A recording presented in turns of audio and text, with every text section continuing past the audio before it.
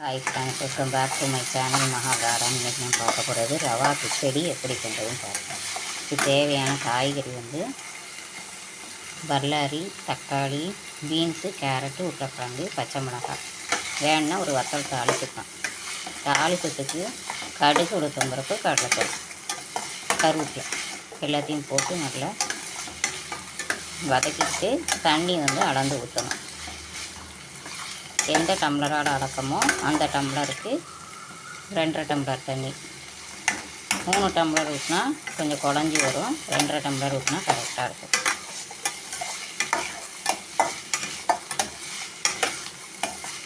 கிண்டிட்டுக்காங்க.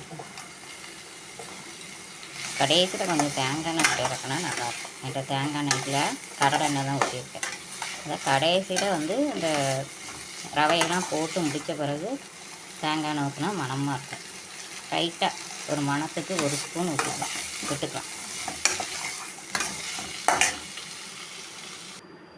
Friends, இப்போ தண்ணி அளந்து விட்டாச்சு. அது காப்பிடி ரவைக்கு தண்ணி விட்டுருக்கேன். இப்போ தேவையான அளவு உப்பு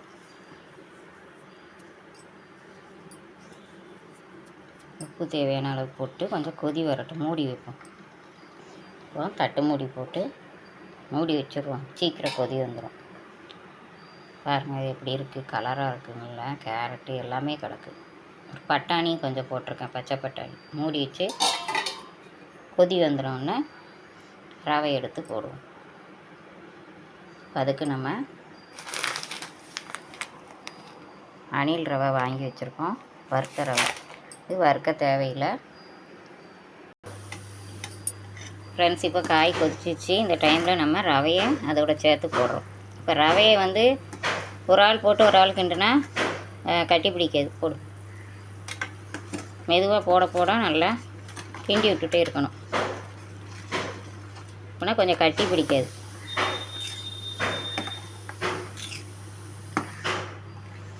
இது காப்பிடி ரவை போட்டிருக்கேன். காப்பிடினா 400 கிராம். கொஞ்சம் பிடிக்காமல் இருக்க கடையத்தில் கொஞ்சம் எண்ணெய் விட்டுப்போம். அது போட்ட பிறகு கொஞ்சம் எண்ணெயை விட்டுப்போம். நல்லா கைவிடாமல் கிண்டிக்கோங்க. அப்படின்னா கொஞ்சம் இது விடாமல் இருக்கும். அப்படி கட்டி விடுங்க. இப்போ எல்லா ரவையும் கொட்டியாச்சு. ஓகே, இனிமேல் நம்ம சிம்மில் வச்சு கொஞ்சம் கிண்டி எடுக்கிறோம். கொதிக்க ஆரம்பிச்சிருச்சு. ஃப்ரெண்ட்ஸ், இதோட ஃபஸ்ட்டு ஒரு துண்டு இஞ்சியும் போட்டுக்கலாம். நல்லா மணமாக இருக்கும். டைஜஷன் ஆகும். அது செமிக்கும். இப்போ பாருங்கள், நல்லா கிண்டியாச்சு. கொஞ்சம் எண்ணெய் விட்டுக்கோங்க. பாருங்கள், கொஞ்சம் உதிரியாகிட்டு வருது. ரொம்ப கரண்டியை போட்டு கிண்ட வேண்டாம். கொஞ்சம் இதான பிறகு கரண்டியை போட்டு கிண்டிப்போம். இதுக்கு தேங்காய் சட்னி நல்லாயிருக்கும். தேங்காய் சட்னி, கார சட்னி போட்டுக்கலாம். சிலவங்க ஜீனி போட்டு வெல்லம் போட்டு சாப்பிடுவாங்க.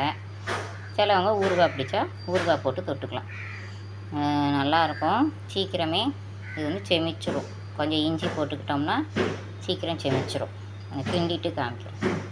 ஃப்ரெண்ட்ஸ், இப்போ தண்ணியெலாம் இஞ்சி நல்லா பொழுன்னு கிண்டி இறக்கியாச்சு. நீங்களும் ட்ரை பண்ணி பாருங்கள் ஃப்ரெண்ட்ஸ். பாருங்கள், ஓரளவுக்கு ஆற நல்லா உதிர்ந்துடும். உப்புமா நல்லா உதிர்ந்துடும். சுவையான ரவா கிச்சடி தயார். நீங்களும் ட்ரை பண்ணி பாருங்கள். இந்த வீடியோ உங்களுக்கு பிடிச்சிருந்தா லைக் பண்ணுங்கள், ஷேர் பண்ணுங்கள், கமெண்ட் பண்ணுங்கள். என்னோடய சேனலை மறக்காமல் சப்ஸ்கிரைப் பண்ணி பாருங்கள். Okay, thank you. Happy cooking. ஐயோ.